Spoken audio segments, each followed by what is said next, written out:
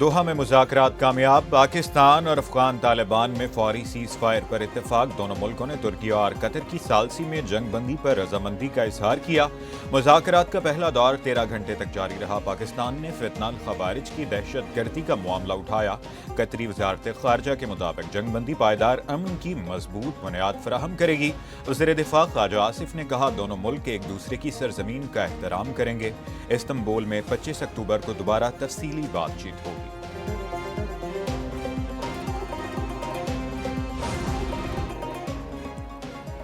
پاک افغان جنگ بندی معاہدہ درست سمت میں پہلا قدم ہے۔ نائب وزیر اعظم اسحاق ڈار کہتے ہیں، برادر ملک قطر اور ترکیہ کے تعمیری کردار کو سراہتے ہیں۔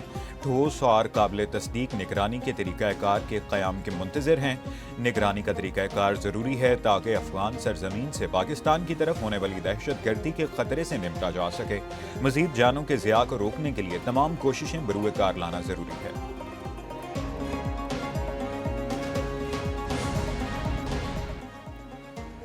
وزیر اعظم شہباز شریف کی جاتی عمرہ آمد۔ مسلم لیگ نون کے صدر نواز شریف سے ملاقات، ملک کی مجموعی سیاسی، معاشی اور سلامتی کی صورتحال پر تبادلہ خیال۔ وزیر اعظم نے پاک افغان کشیدگی کے خاتمے کے لیے دوست ممالک کی کوششوں سے آگاہ کیا۔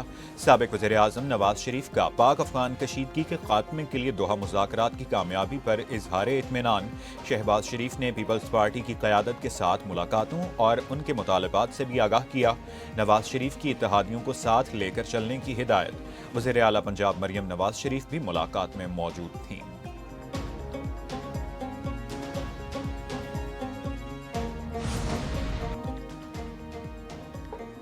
وزیر اعظم محمد شہباز شریف سے وزیر داخلہ محسن نقوی کی ملاقات۔ وزیر داخلہ نے وزیر اعظم کو ملک میں امن و امان کی صورتحال پر بریفنگ دی۔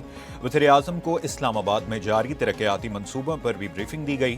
وزیر داخلہ محسن نقوی اور گورنر فیصل کریم کنڈی کی بھی ملاقات ہوئی۔ خیبر پختونخوا میں خوارج کے خلاف آپریشن اور پاک افغان صورتحال پر گفتگو۔ گورنر نے کہا، دہشت گردوں کے خلاف انٹیلیجنس بیسڈ آپریشن ناگزیر ہے۔ وزیر داخلہ بولے، بھارتی حمایت یافتہ دہشت گردوں کے عزائم کامیاب نہیں ہوں گے۔ گندم کی امدادی قیمت 3,500 روپے فی من مقرر۔ حکومت نے گندم پالیسی 2025-26 کی منظوری دے دی۔ کسانوں کو مناسب قیمت دی جائے گی۔ حکومت مستحکم ذخائر اور کسانوں کے تحفظ کے لیے گندم خریدے گی۔ وزیر اعظم کی زیر صدارت گزشتہ روز گندم پالیسی سے متعلق اجلاس ہوا۔ پنجاب، سندھ، بلوچستان اور گلگت بلتستان کے وزرائے اعلیٰ، وزیر اعلیٰ کے پی کے نمائندہ اور وزیر اعظم آزاد کشمیر شریک تھے۔ شہباز شریف نے کہا، حکومت کسانوں کی مشکلات سے آگاہ بہتری کے لیے اقدامات کر رہی ہے۔ پاکستان کی مسلح افواج نے بھارتی جارحیت کا منہ توڑ جواب دیا۔ وزیر اعظم اور فیلڈ مارشل کی حکمت عملی سے مارکہ حق میں عظیم فتح ملی۔ افغانستان سے ہونے والی جارحیت کا بھی منہ توڑ جواب دیا گیا۔ ہمیں اپنے شہداء پر فخر ہے۔ وفاقی وزیر احسن اقبال کا تقریب سے خطاب۔ مزید کہا، پنجاب میں ترقیاتی منصوبوں کا جال بچھایا جا رہا ہے۔ پی ٹی آئی نے پنجاب میں ترقی کے سفر کو روکا۔ بانی پی ٹی آئی کے دور میں ملکی معیشت کو شدید نقصان پہنچایا گیا۔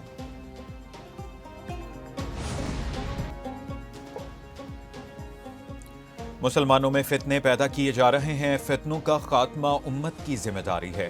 سربراہ جے یو آئی مولانا فضل الرحمان کا بھکر میں خطاب۔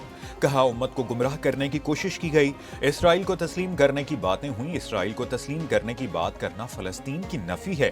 اسرائیل نے ہزاروں بے گناہ لوگوں کو بربریت کا نشانہ بنایا۔ اتنے بڑے جرائم کے بعد آپ کہتے ہیں کہ اسرائیل کو تسلیم کیا جائے۔ ہم فلسطین کا یک طرفہ فیصلہ کرنے والے کون ہوتے ہیں؟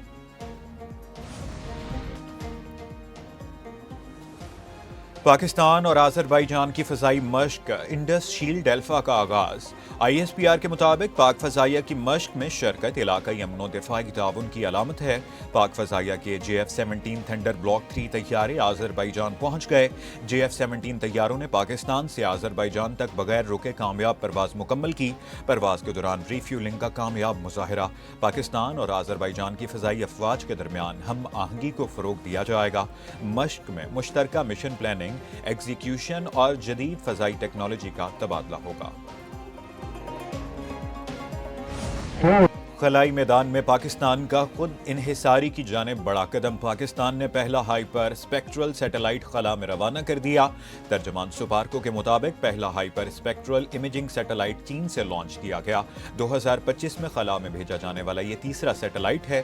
سیٹلائٹ ماحولیاتی تبدیلیوں، اسمارٹ فارمنگ میں معاونت کرے گا۔ سیٹلائٹ جنگلات، زرعی پیداوار اور نگرانی میں معاون ثابت ہوگا۔ وزیر اعظم شہباز شریف نے سیٹلائٹ کی کامیاب لانچنگ پر سائنسدانوں اور انجینئرز کو سراہا۔